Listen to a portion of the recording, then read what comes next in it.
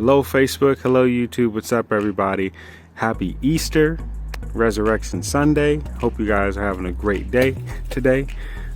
Today I'm going to be doing a continuation of my part one of my video that I did the other day of tearing the bike down and showing how I do the valve adjustments on my motorcycle. From the last video that I did, I was very curious to see whether or not my method of achieving top dead center was the correct way of doing things, and I left that up for you guys to give me feedback on whether or not that that was correct. My first motorcycle was the TT250, and with owning that motorcycle, I personally have made the mistake as a new motorcycle owner. Most of us probably have at some point in time, where we adjusted the valves, where we found top dead center, but we weren't really on top dead center, and that was due to me just laying on the floor, looking through the hole, spinning the thing until I found the T. And that's when I finally took the time to really digest how the engine worked, from that video clip that I shared in the last video of how to do the TT250 valve adjustment, where they specifically showed how to find top dead center on the TT250 engine, where you observe the exhaust stroke actuating, and then you observe the intake stroke actuating, and right after the intake stroke has been actuated, both valves are closed, you should be able to find top dead center right after that. And that method has stuck with me, and that is a method of how I've been adjusting the valves for the RX3, or I assumed that method also applied to the RX3. I left that up for you guys to give me feedback, and from the feedback that I have received, you guys agree. You guys agree that, yeah, what you're doing seems to be just fine. So I do also want to share one little snippet of a video that I also watched while I was doing the valve adjustments way back when I had the TT250, because again, I made that mistake of finding top dead center but not really being on top dead center. And this little video clip will help show you, or maybe help you guys understand how that's possible.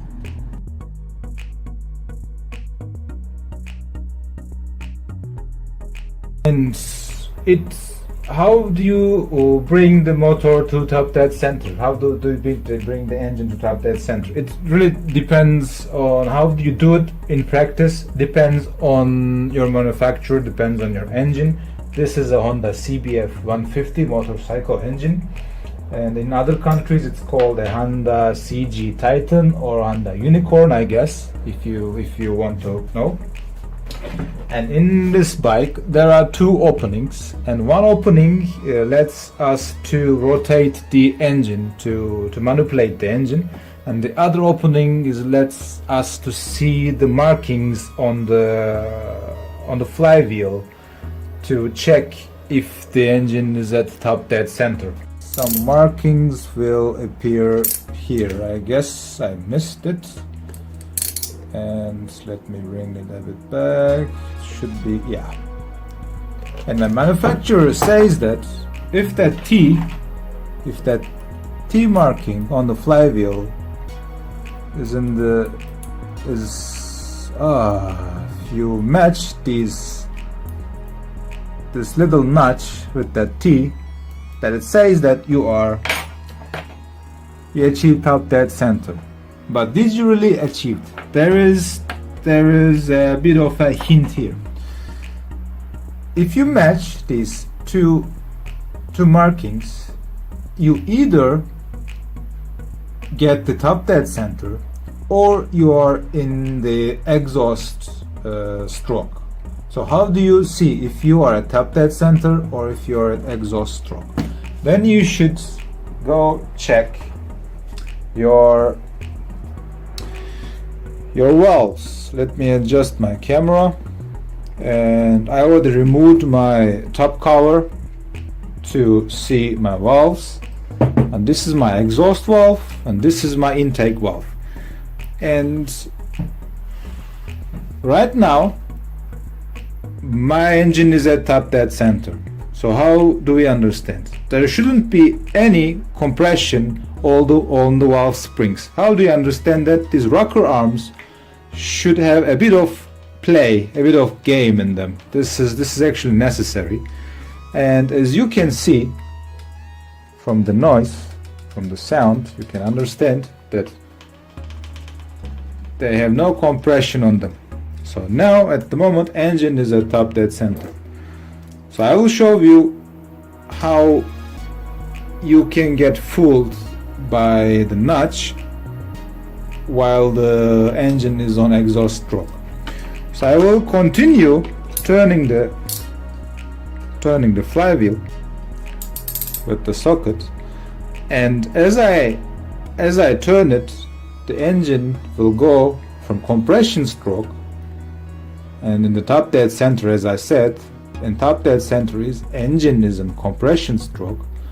If I continue, the engine will go into exhaust stroke. So now I will continue turning the flywheel, and you will see the exhaust valve is going down, which means it's opening. So you can see exhaust valve is opening, and then the engine now is going into intake. As I will turn, the intake valve will open. As you can see, intake valve is opening. And now I will show you how you can get fooled. I will show you the markings again, and I will turn it a bit more. As you you remember, at the moment the engine is at the end of the exhaust stroke and going to the intake stroke. As you can see, the marking for the top dead center is aligned, but you're in the end of exhaust stroke. So in the end, what you do, you rotate the flywheel another 180 degrees, and you will achieve top dead center. And yeah, it's slowly coming, and your markings are matched.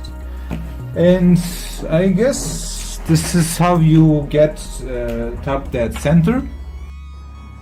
Alright, so now that you guys have seen that little video clip, I think the main thing the main quote that stuck with me from that video clip was specifically the process of how you find top dead center may vary depending on the manufacturer. And so this is what really sparked my curiosity of whether or not I was truly doing it wrong, because I assumed that the process for the RX3 was the same as the TT250. I really don't know whether or not watching how the valves move in that particular manner on the RX3 and then searching for top dead center right after that was a proper way of going about things.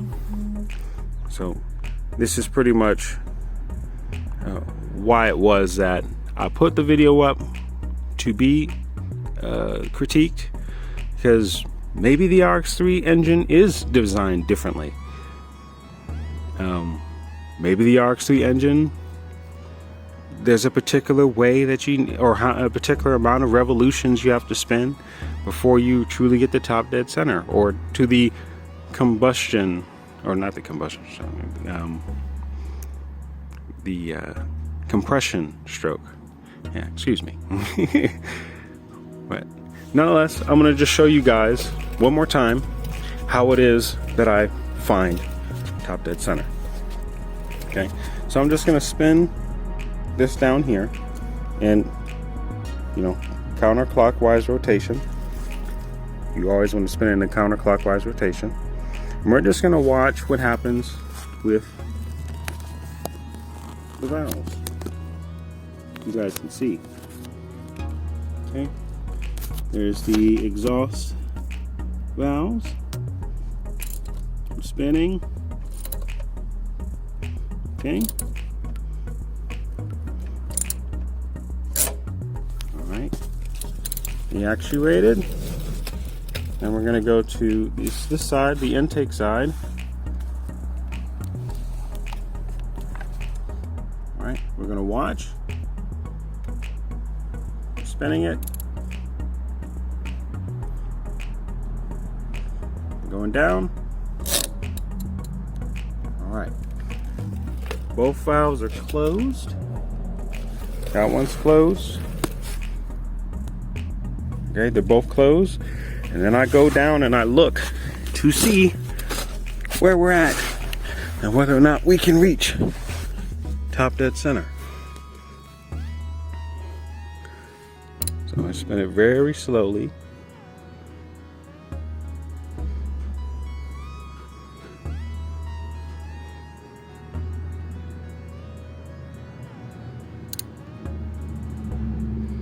And we're right there. Okay, that's how I've been doing it every single time, and it's been working every single time. All right, so now that we have pretty much settled that my method for reaching top dead center is pretty much the same way everybody else's reaches top dead center. I've also been experimenting with this. Like, to be completely honest with you, it's kind of hard to reach top dead center without being on the compression stroke. I spun it multiple times and, you know, tried to on purpose be on the exhaust stroke, and things just, it always goes to where the compression stroke is.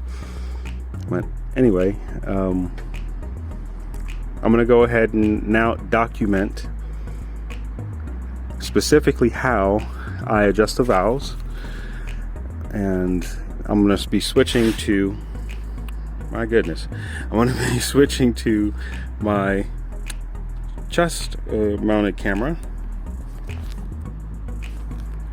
so you guys can, I can take you guys along with me as I do that whole process. Okay. Alright guys, one last thing that I want to note before I start with adjusting the valves. I want to show you guys in what position the current clearance is at, because after reading the manual, it generally says that folks who ride their motorcycles at higher RPMs for extended periods of time will tend to have that gap decrease over time. So pretty much what I want to do is I want to show you guys what position the valve gap is right now with it running poorly, to see whether they are too loose or whether they're too tight. Okay, if they're too tight, then that just means that the pretty much that the engine is wearing in, or it's not really wearing in, but the valve gap is continuing to decrease because of excessive higher RPMs use. But if it's too loose, then that would indicate an issue of me not tightening them all the way, or it could be some other type of issues. But regardless, I'm going to show you guys what position the valves are in right now. But before I do that, let me also put up a kind of like a screenshot of exactly what the manual says on that, everything that I just said. It's better if you guys read it yourself. Alright guys, we're going to read this together. We're actually going to look at two different pages. This here is the actual RX3 service manual and what it says about the valve adjustment. So to begin, CSC recommends inspecting the valve gap at 500 miles and adjusting the valves every 5,000 miles. This highlighted in yellow, I'm assuming that this may apply to me. You guys have been following with, some of you have been following with the majority of my videos. In the past, I have definitely done lots of top speed videos, testing the performance after a lot of different modifications. But at least, I mean, most of those videos are done with. The majority of the riding that I do now is riding at around 7,000 RPM, maybe a little bit lower, but usually when I'm cruising about 7,000 RPM, and it's around 55 to 60 miles an hour max. And very briefly and very occasionally, I usually go up to about 70 to be able to pass folks on the back roads. You guys have seen a lot of my different videos and why it is that I have this bike. It's just a commute to work. So as far as the actual top speed videos go, completely understandable. I've adjusted my valves. Again, this is the 5th time me doing this, so there's been other times that I've adjusted my valves, previously. But I don't know necessarily what aggressively or extended periods of time means at this point in time, because I know for a lot of other folks out there, once they had hit their 500 mile adjustment, maybe they had to adjust the valves one more time after that, but they go on these extremely long excursions with the bike, or the, what was it, 5,000 miles at 8,000 RPM book or journey that Joe Burke did. So maybe I fit in this category, maybe I don't, but definitely this is the 5th time of me having to adjust the valves, so I'm just keeping that in mind. Okay. When the engine is at the top of its compression stroke, all the valves are closed. So we saw with that video, also you saw with how I have my method of turning the engine, the valves are closed. All right, and this next section that I highlighted, as the valve pounds against the seat when the engine runs, very small amounts of deformation occur in both the valve and the valve seat. It's microscopic, but it grows over time as the engine runs. And this wear increases. It has the effect of reducing the valve gap, i.e.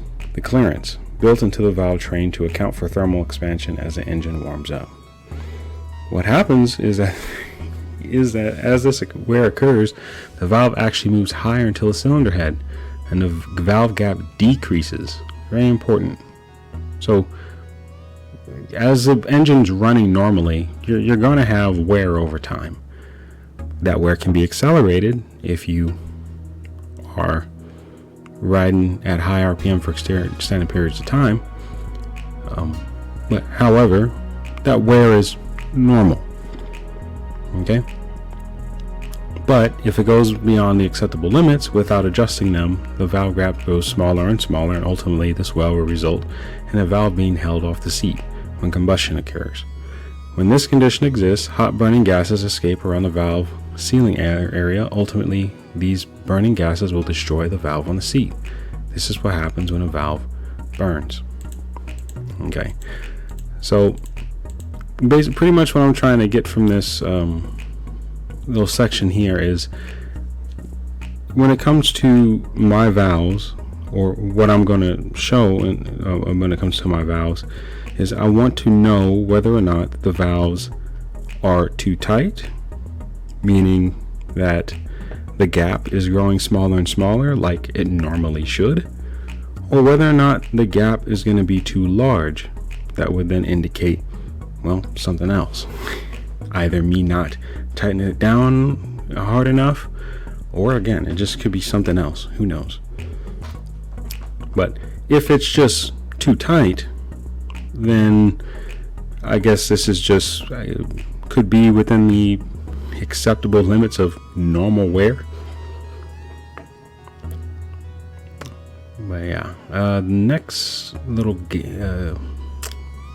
section. So the most important things. We position the engine to be at a point in its rotation such as the rocker arms and the cam's base circle. This means the cam is not actuating the rocker arm. You want the engine to have the piston at the top dead center on the compression stroke. So again, we watched the video from CSC, we watched the video from, that one guy, and we also seen my method of reaching top dead center on the compression stroke. The valves are closed. All right. And also, when you adjust the valves, you would start with a cold engine. I've been letting my RX3 sit for, 4 or 5 days. So my engine is completely cool. Okay. I just wanted to get that out there just so we know, as far as things being set up. I'm not really putting all this out there to try to prove a point. I just want to document things in a proper manner because I really want to get to the bottom of this,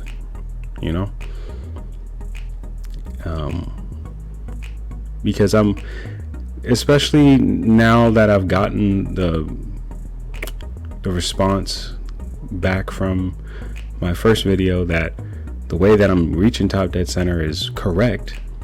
Well, if that's not the issue, well, we're going to see whether or not the valves are in the place that it's supposed to be or not. And so maybe this is leading towards some other type of issue why it is that I have to adjust the valve so frequently. I mean, yes, I am riding the bike, not on a freeway, 50 to 60 miles an hour on the back roads. It's 7,000 RPM for a good majority of my ride. But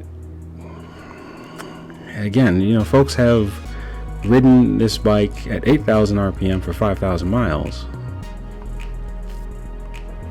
How many times did they have to do valve adjustments? I don't know. I probably should have read the book. But I don't know. You guys let me know. How often have you guys had to adjust your valves when you first got your bike?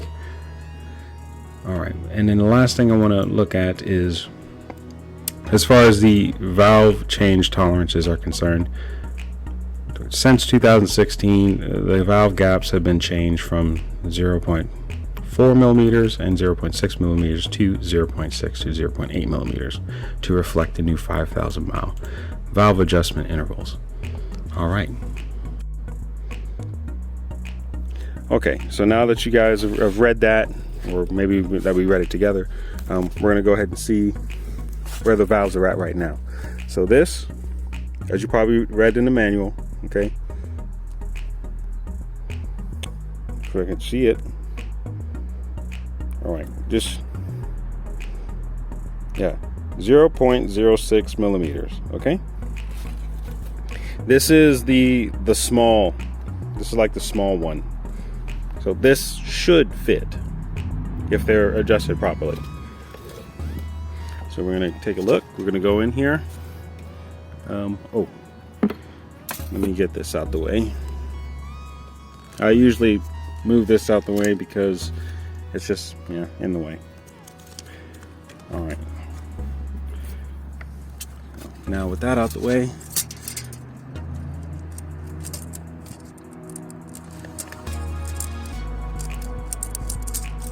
right, does not fit. It's really tight. And this one does not fit. Really tight. Let's go on the other side. All Alright, this might be a little bit harder to see.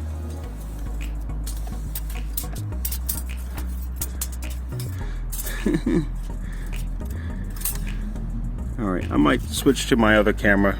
Let's see if you guys can see better, because I can't do this with one hand. Alright, sorry guys, view on the chest sucks as well, so I'm just going to do my best to hold you guys steady while I get on in here.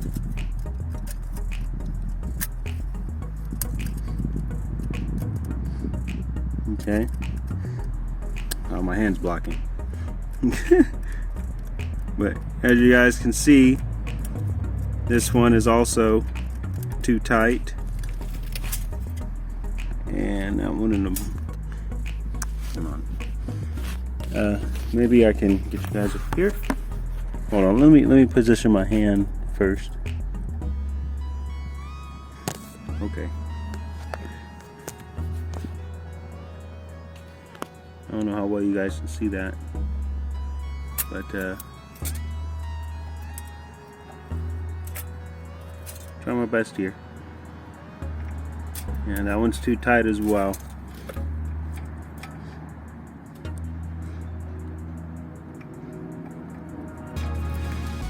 So all the valves are too tight. So what that is indicating is that the wear on the valve seats, I guess they're still breaking in, maybe, I'm not sure, but typically over time that's what's supposed to happen. The valves are supposed to get, you know, shorter and shorter, where the gap is supposed to decrease, and then you're supposed to, you know, make it bigger over time. So what I'm gonna have to do is I'm gonna have to adjust it, make it larger. But it's good news that that's what the issue is, because if they were too wide, then, you know, I would probably have some other problems. Because I know for a fact that I tighten these things down, you know, as hard as I can, so they don't move, because I don't really like opening, you know, the bike up and having to tear this thing all down so many different times. But that is quite excessive. That is quite excessive that I've had to do this adjustment, or these adjustments, you know, this many times. I just wonder, how has it been for you guys? Have you guys had to adjust your valves, you know, very often in the first couple of, you know, not even 2,000 miles? Let me know in the comments. But anyway, yeah, I'm gonna go ahead and get to adjust these valves now. All right, y'all. So I'm gonna start showing you guys specifically how it is that I adjust my valves, and how it is that I, you know, adjust the lock screws. But yeah, just to reiterate, my bike is at around a little over 1,900 miles. So I'm about 90 miles away from 2,000. Yeah, and this is, again, the 5th time of me having to adjust my valves, and I've done it this very method that I'm showing you is the exact same way I've been doing it every single time. And I don't know. I don't know if anybody else has had to do their valve adjustments this often. I was very curious to know whether or not I was really doing it wrong, because yeah, I am a newer motorcycle rider, or maybe I'm just open to the criticism of me possibly doing things wrong. But I've done the research, I've learned from having my TT250, and I learned from watching other videos out there on how certain engines worked, I really thought that the way that the RX3 engine was designed, that the method to find top dead center was vastly different. Because as far as the responses that I was getting from the very first video that I made, like my bike ran like crap, that was the main critique. Oh, you're not finding top dead center right. So I was like, okay, well, maybe I'm not. Let's just show everybody how it is that I do it, and then, you know, we'll see. But your guys' responses have been, no, you're doing it the way that you're supposed to. So, well, we'll just continue to see how it is that I actually adjust the valves, and maybe we'll find something else. All right, guys, I'm trying my best here to document this as much as possible. The chest camera, it's just not working. It's not giving you guys a good perspective. You know what? Maybe I could tie it to my head. 1 second. All right, y'all, I look absolutely ridiculous, but this might work. Okay, guys, as far as adjusting the actual valves is concerned, it takes a lot of trial and error. You're going to be fiddling around with these things for back and forth quite a bit, but usually if they're extremely tight, or if they are tight, you just want to do your best to loosen them up first, and then you can just work your way down. So that's what I'm focused on doing right now, is just getting things loosened up enough so that where I can get in there with my feeler gauges and then start working things down a bit.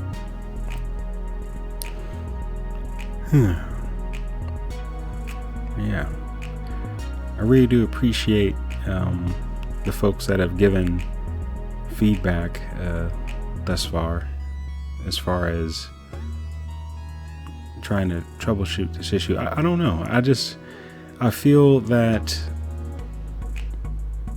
yes, it's completely plausible and acceptable that my valves would have accelerated wear from a lot of the top speed tests and stuff that I was doing,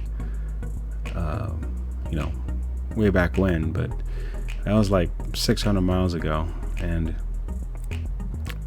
between 600 miles ago and now, I've done, including this one, I've done 3 valve adjustments.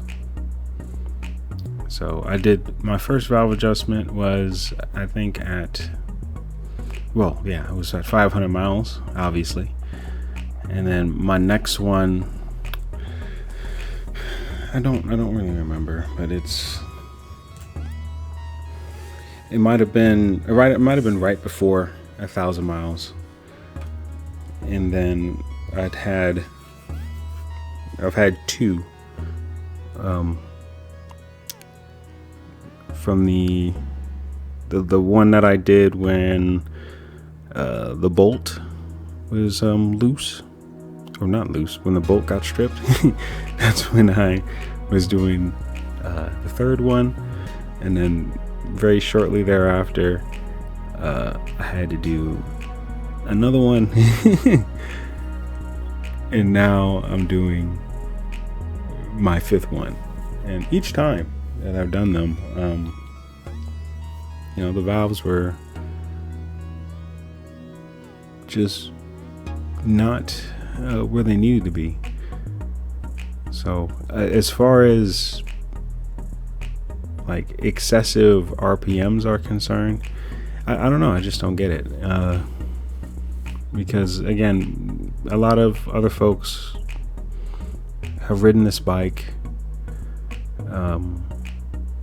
at even higher RPMs than me, cruising down the freeway and stuff, you know, and seem to be doing just fine.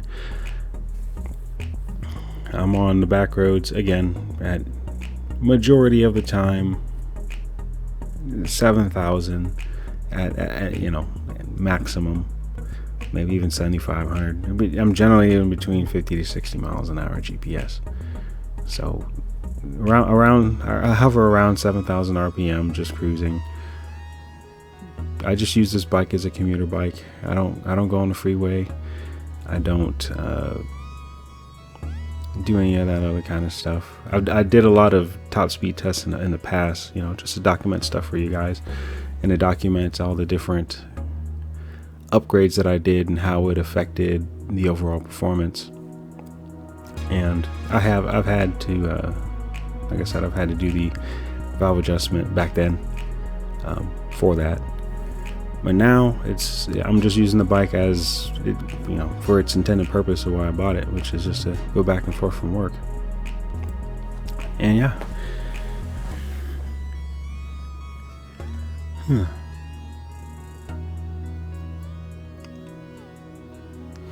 It could be something else. Let me know you guys' thoughts. Have you guys had to adjust your valves this much? Have your valves, or actually, at what point did your valves just, decided to just stay put? Maybe I haven't reached that point yet where they just decide to stay put. But we'll see. We'll see how long this adjustment lasts. Shortly after this, I start to switch to my phone, mainly because my head starts to hurt from wearing the camera on my head. All right.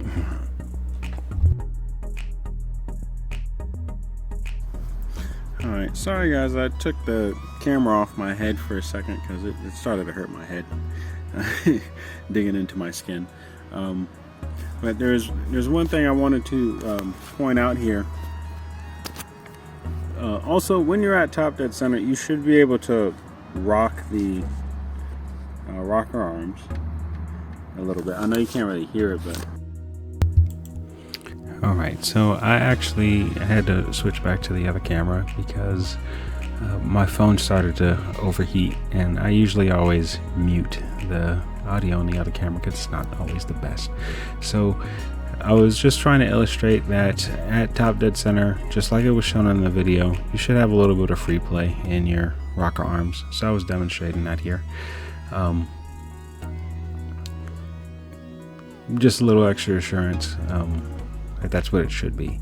But what from here, once your valves are loose, or once you've loosened it up, you're going to be adjusting the gap to be in between the indicated 0.06 and the 0.08. Right. And I'm making a lot of hand signs here, but I think I'm like wiggling my finger because I was talking about how I was loosening the bolts. I had to loosen them, quite a bit to get a little bit of adjusting going on. But once you get them loosened up, you basically just start from a high point, or that's what I like to do. I like to start from a high point and then work my way down. Others may like to start from the low point and then just keep on slightly adjusting these things until you finally can slip the small one in there. That might be a little bit faster, but when they're really tight, or when these ones were quite tight, I just loosened them up as far as possible, and then I just work my way down. And you're going to be fiddling around with these things, fine-tuning these things, because those little adjustment screws, they are extremely sensitive. I'm telling you, they're extremely sensitive.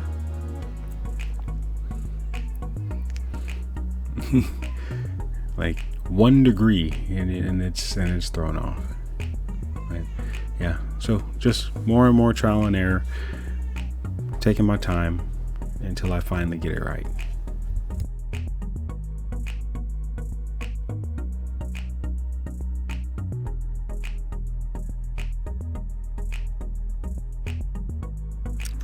Alright guys, so I've been working with the one on the right side for the past maybe 10 minutes now, and I think I got it to where I want. So I'm going to show you guys.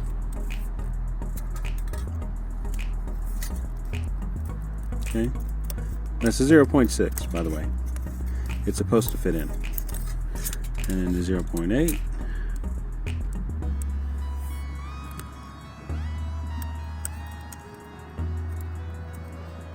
Barely. Oh, let me just tweak this a tiny bit. These screws, they're so sensitive. So sensitive. Alright, let's try the 0.8 again. Okay, 0.6. Goodness. It keeps losing focus. Okay, the 0.6 is in there right now. I'm going to try the 0.8 again.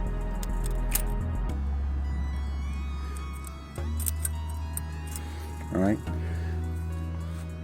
Now, once you've got it to the correct setting, okay,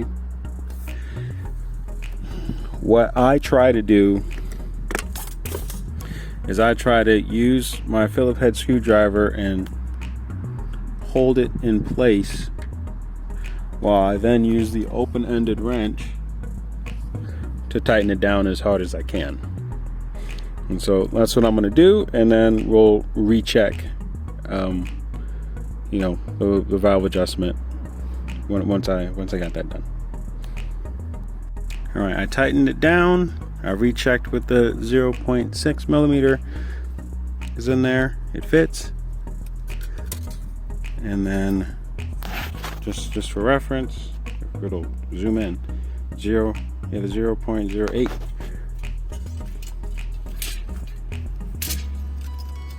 Okay, doesn't fit, just like it's supposed to.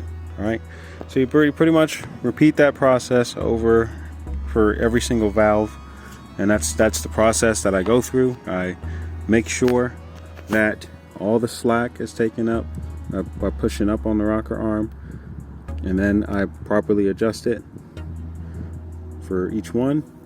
And yeah, I just do that, you know, for every single one. And once they're all at the right level, then I'll spin the engine over, well, counterclockwise, get back to top dead center, and then check it again. All right, just got finished adjusting this side, and I locked it down as much as I could. And that's the 0.06. It fits in there. We'll switch to the 0.8 or 0.08. Where are you at?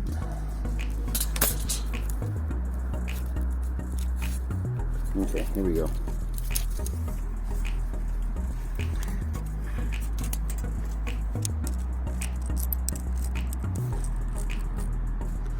Alright, doesn't fit.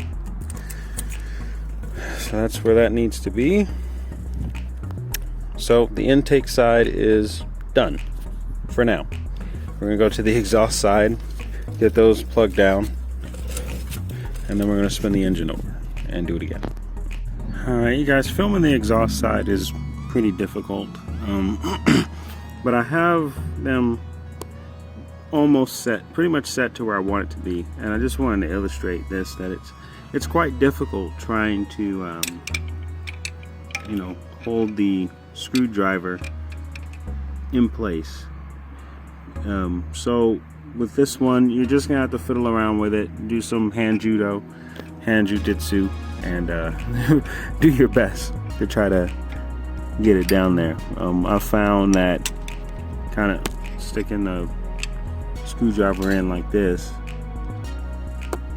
okay, and then just using your other hand going underneath the screwdriver with the open-ended open-ended wrench works the best.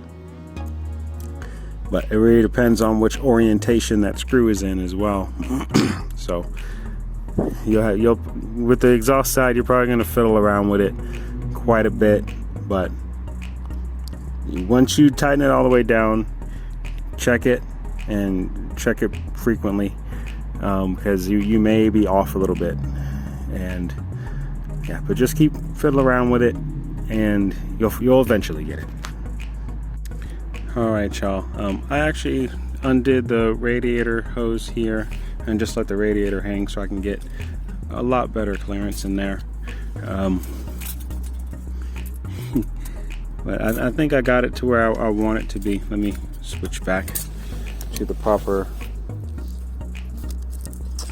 feeler gauge here.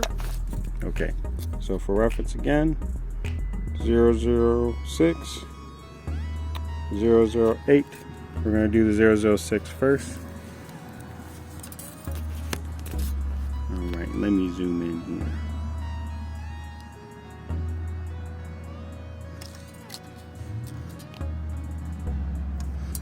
Okay, focus.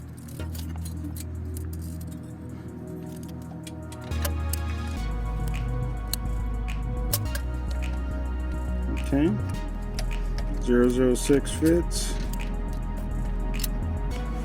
You guys can see.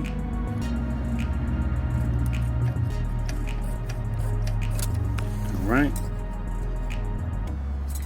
Let me do 008. Oh, I'm sorry, y'all. Where'd it go? There it is. Okay. Sorry for the sloppy cam movement. Alright, there we are. 008. Okay.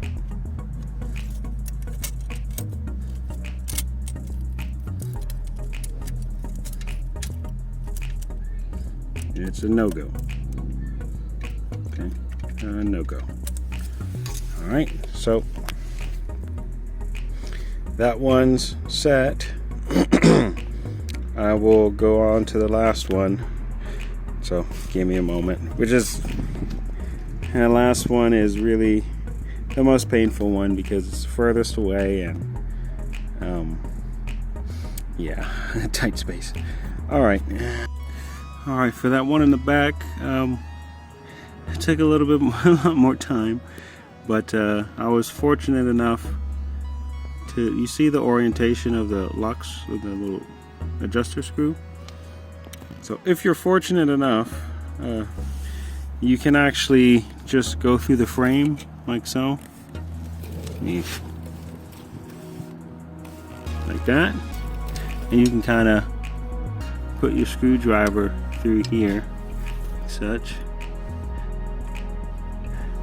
and kind of get down in there to hold the screw. But you know, that kind of only works if the screw is in the adjuster screw is in a certain, you know, orientation. So it may not work every time, but anyway, what's in there right now is 0.06, and it fits. Let me put the screwdriver down. All right. So yeah, that fits. And then let's see. Okay, 0.08.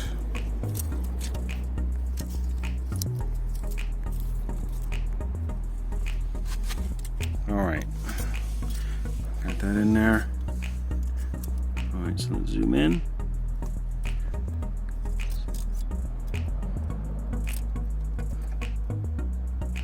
Okay, doesn't go. All right, let's get you guys back out of here. Okay, so they're all adjusted to the proper spec. Let me just make sure we're still at top dead center. I don't know if you guys can still see.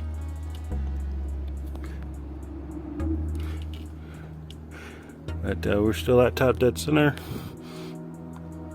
Yeah.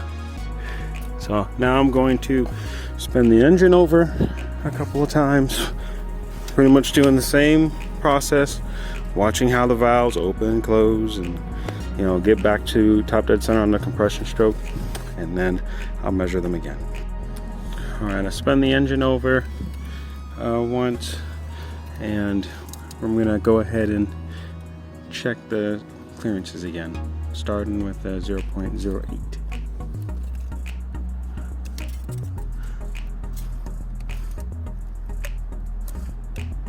Okay, zoom in. Doesn't go through.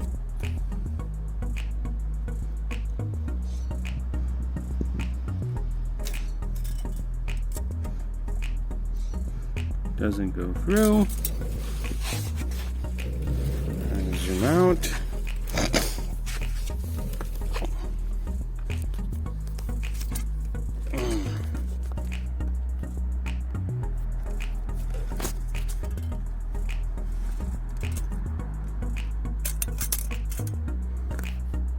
Doesn't go through,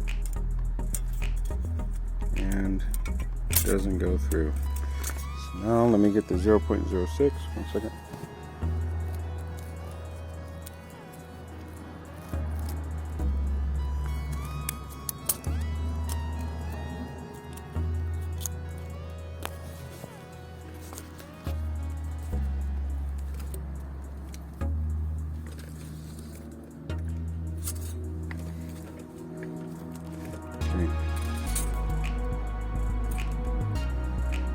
This is go to focus. 0.06.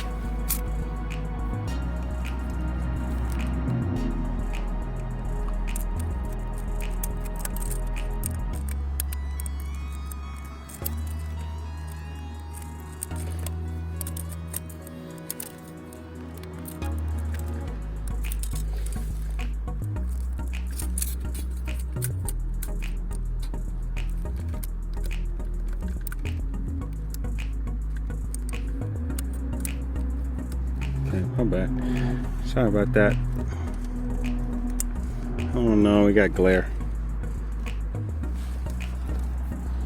What you guys see? Sorry about the glare. Yeah, it's in there. Okay. And then the next one.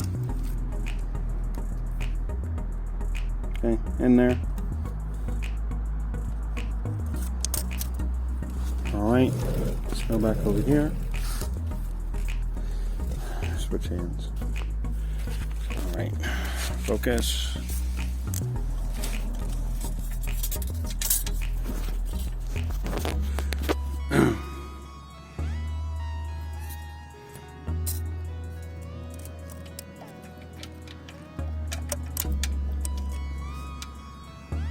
Okay, it's in there. And then the one in the back.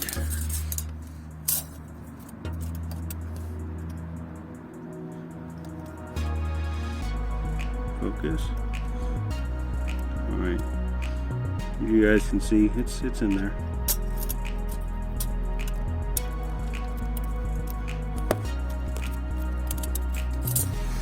Okay. I'm gonna spin it over again. I'm gonna check it again, but I don't know. I'm not gonna film it. All right, I spun the engine over about 4 times. Checked each single time. It always lines up to what it's supposed to. So now I'm gonna go ahead and put the bike back together and fire her up, and let's see how she runs. Okay, I got the adjustment where I wanted them to be and where they should be. And you guys have seen that. I've spun the engine over multiple times, and the measurements were exactly the same as where they were supposed to be. So now I am doing the process of putting the bike back together, or just the essential components of the bike, so that way I can fire it up. So I got my valve cover screws. All right, the valve cover the actual valve covers themselves, they're not interchangeable, and even if you do mess up, they don't really line up with one another.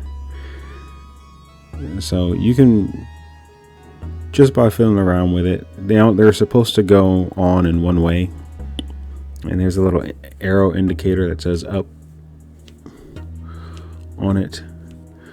I mean, I would advise that you just remember which one's which, so you don't have to fiddle around with it. But even if you do forget, it's very easy and quick to realize which one goes where, because it really only goes on one way.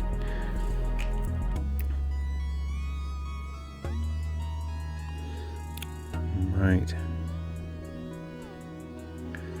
here, I put the cover on and I'm just setting the screws in, so it'll stay in place before I stand up and ratchet it down.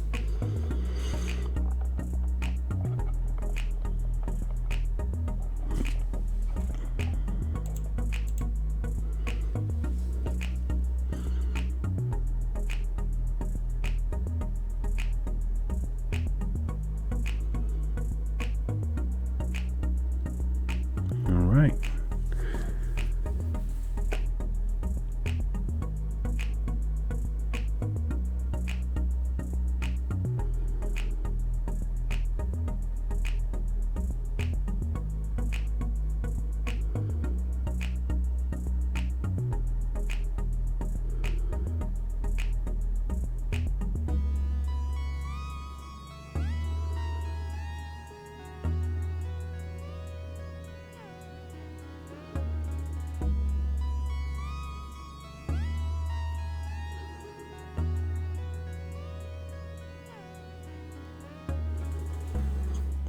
And with the other valve cover, like I said, it only goes on one way. Make sure it's facing up. Getting in there it's a little bit more challenging just because it's more cramped, but as soon as you get one of the bolts in, it's easier to keep it in place.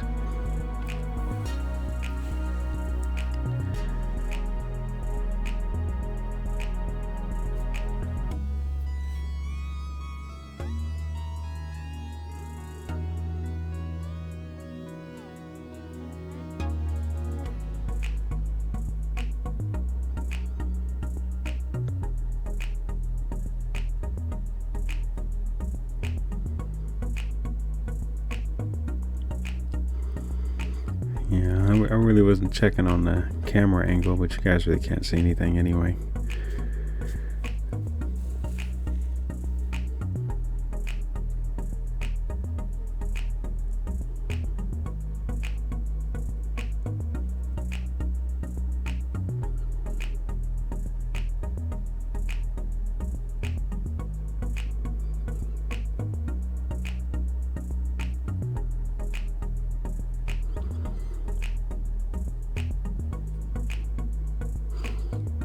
Alright, getting the bolt in on this side is a little bit more challenging, but if you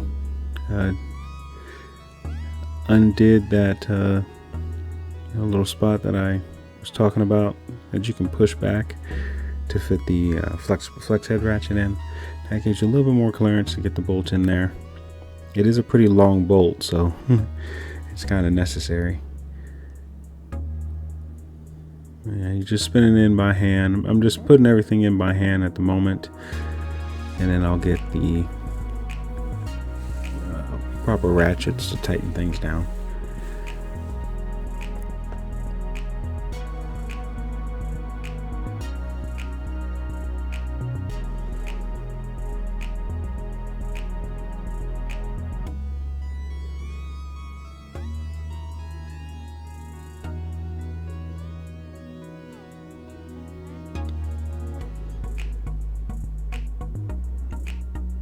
Alright, we go through the forks here to get to the one bolt on the right side.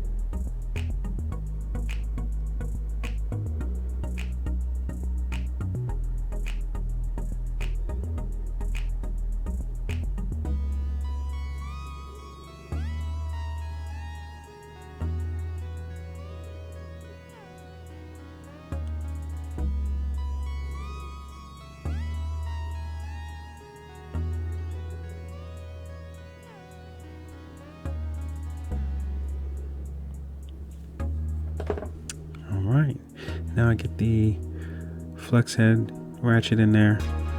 You guys can kind of see I push that thing back, get it right on in there, and then just tighten it down.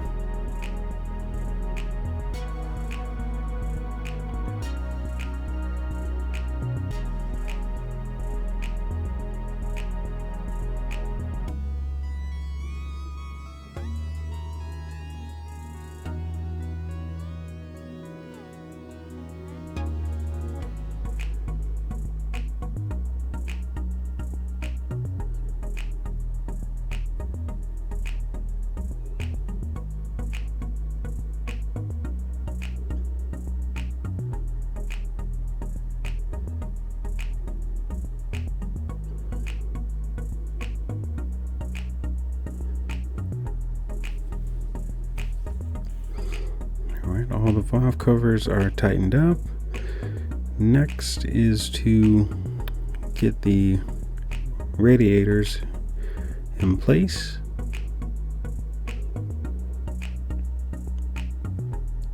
But there's one very important step that I actually forgot.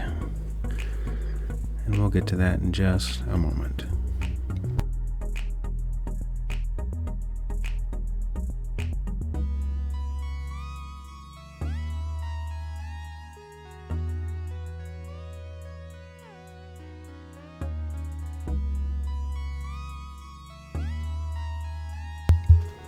Alright, here I start to put the crankcase cover back on, and then also the peephole cover back on. And then after this, I believe I actually put the radiators back on, but I forgot two very important bolts. And those are the bolts that go to that that very area that I like to push back to be able to access the valve cover with my small ratchet. Yeah, I need to put those bolts back there, and it's easier to access them when the radiators are out of the way, but I think I accidentally forget about them, and then I just start to put on the radiators first.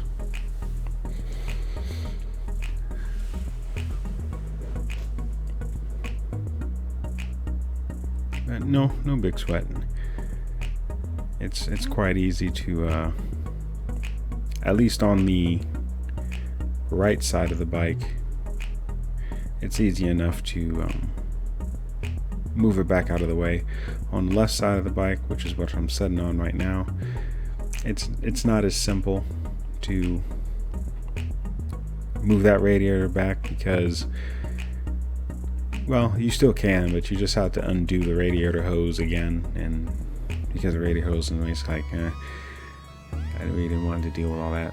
So the other option is just to use your 8mm wrench, and with using that, it takes a little bit more time, but I was able to do that. I'm probably just going to go ahead and skip forward to that part.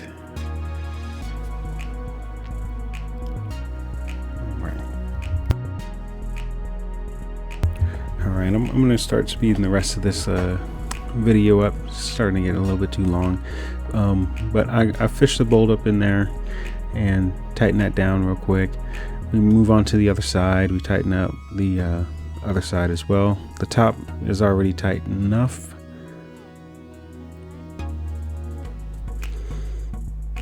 And yeah, we get over here, put the bolts back in their proper places.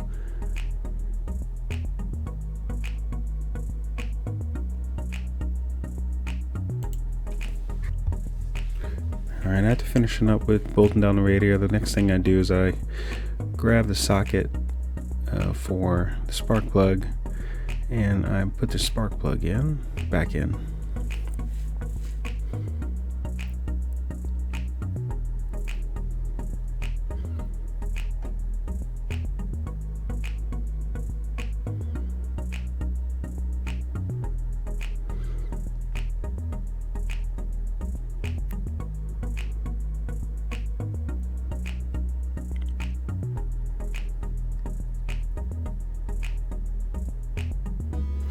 spark plug has a lot of threads, so it takes a little while to spin it all the way down there. But once it's down there, you're all set.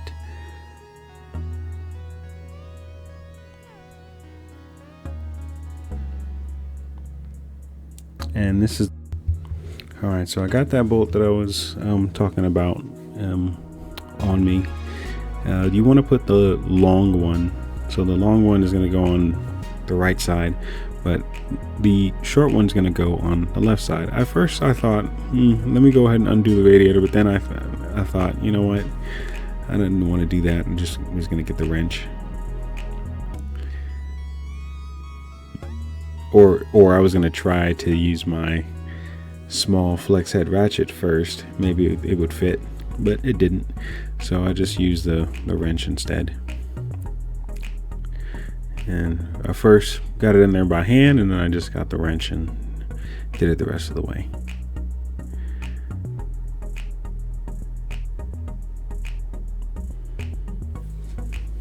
Alright, so if you guys are doing this, remember those small bolts.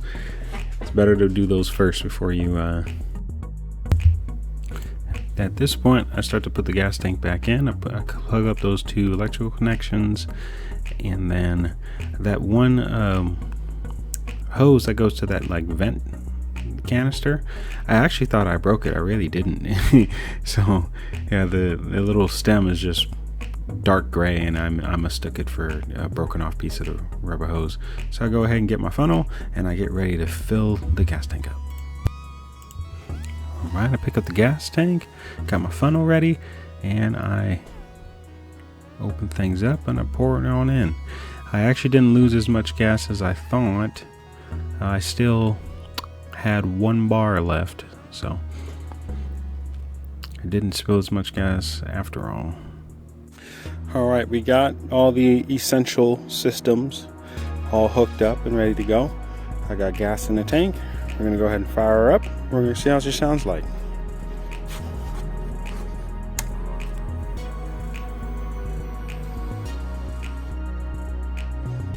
Alright. Okay, let's see.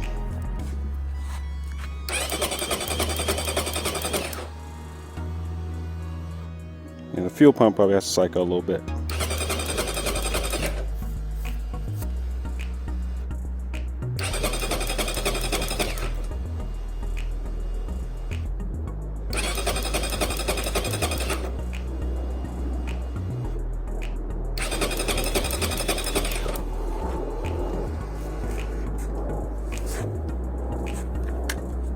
I'm going to just cycle the fuel pump a few more times.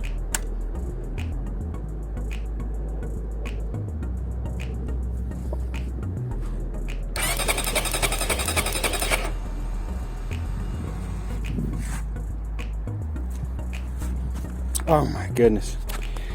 I do this every time.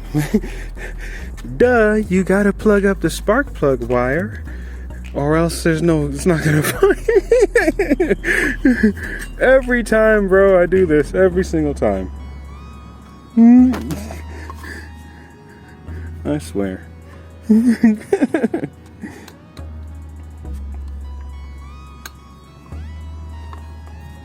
All right.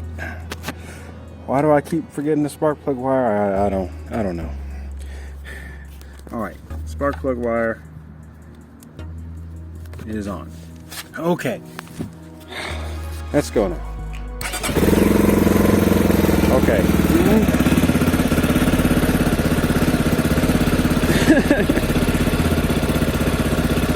All right, I'm gonna let her settle down, and then I'm gonna see where she idles at.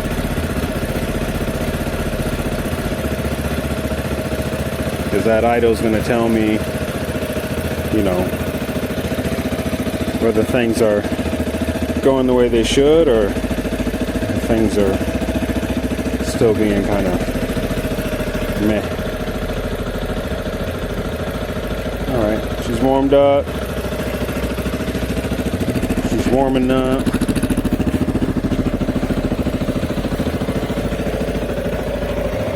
And the idle Okay, it's at 1500 now, so it's where it should be. Sounds fine to me. Yeah, I think I did a job well done. So I'm gonna finish putting it back together, and I'll talk to you guys after. Right here, I decided to go ahead and put the tank bolt back on. It's a 13 millimeter with the washer, and then I decided to put the seats back on. They go back with that 8 millimeter, 2 8 millimeter bolts, shorter ones with the little bracket. Make sure the bracket is facing, that little lip for the bracket is facing outward, so that way you can put the pillion seat back on, or the passenger seat back on pretty quickly. And then we swap to the side fairings. And if you watch the first video, then all the bolts, they go and screws go right back into the same place. Be careful with the screws on the right side of the bike, because that's where the coolant reservoir goes. We want to make sure that we put all those bolts back where they need to go before we put that fender brake on.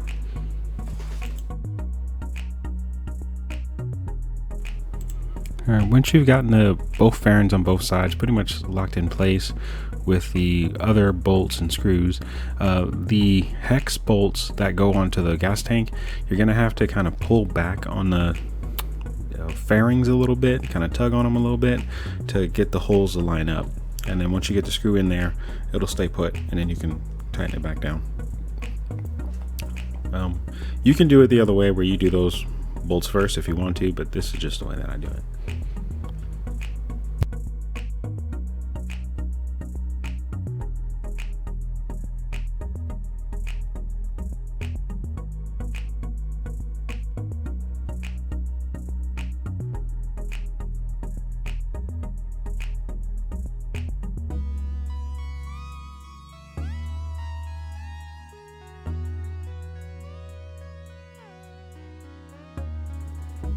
Alright, we're finally back to normal speed, slowing things down a little bit.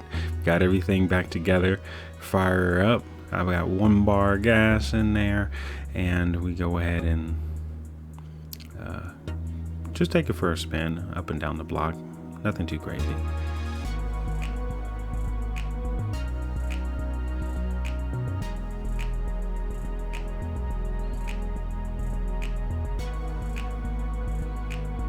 Just want to do a quick little test run.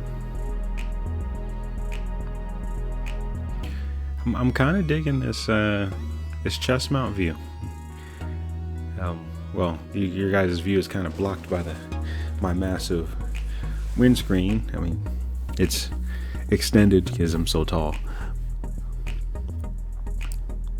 Yeah, I was just checking, you know, the acceleration, power. Things are, you know, normal as they always are. Every time that I do a valve adjustment, pretty much the same performance. It's all good. We'll just see how long it lasts.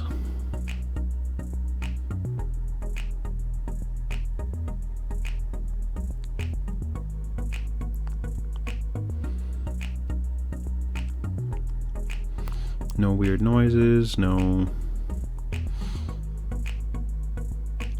Got all the acceleration. It's not sluggish.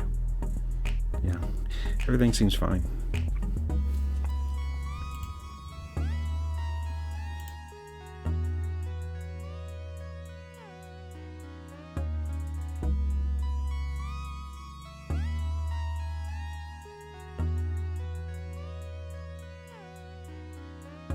All right, there you have it, y'all.